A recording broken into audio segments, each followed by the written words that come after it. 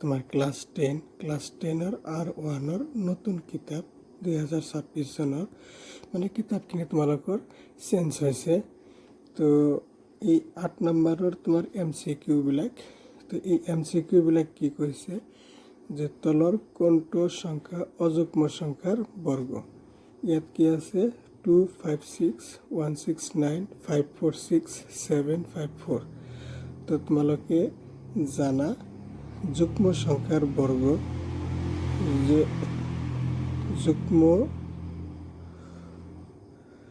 সংখ্যার বর্গ কি হয় তোমার যুগ্ম সংখ্যা, অযুগ্ম সংখ্যার বর্গ অযুগ্ম সংখ্যা হয়। তাহলে 256 যুগ্ম সংখ্যা, 169 অযুগ্ম সংখ্যা।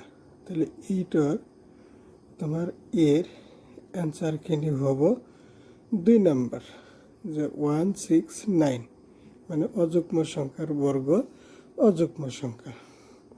এতে আহিব যে বি নম্বৰ তোমালোকৰ কৈছে যে তলৰ কোনটোৰ একক স্থানত 1 থাকিব।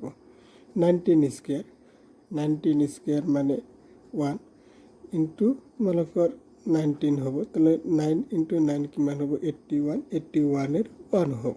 তাহলে অ্যান্সারখিনি হ'ব তোমার বির 1 নম্বৰ অ্যান্সাৰ, যে 19 স্কোয়াৰ।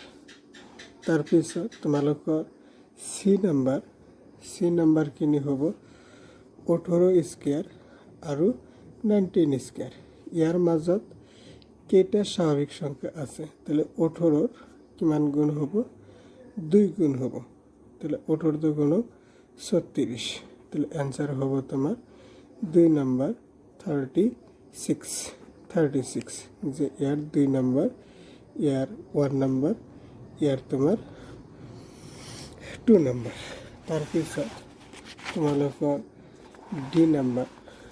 ডি নম্বৰখিনি তলৰ কোনটো বৰ্গ সংখ্যা নহয়।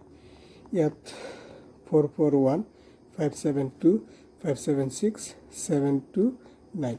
এই এককৰ ঘৰত কি আছে তোমাৰ 2 আছে, সেইকাৰণে এইটো কি হ'ব বৰ্গ সংখ্যা নহ'ব। ই নম্বৰ কি কৈছে √2025 = 45 হ'লে √20.25 হ'ব 4.5। তো এইখিনি তোমালোকৰ MC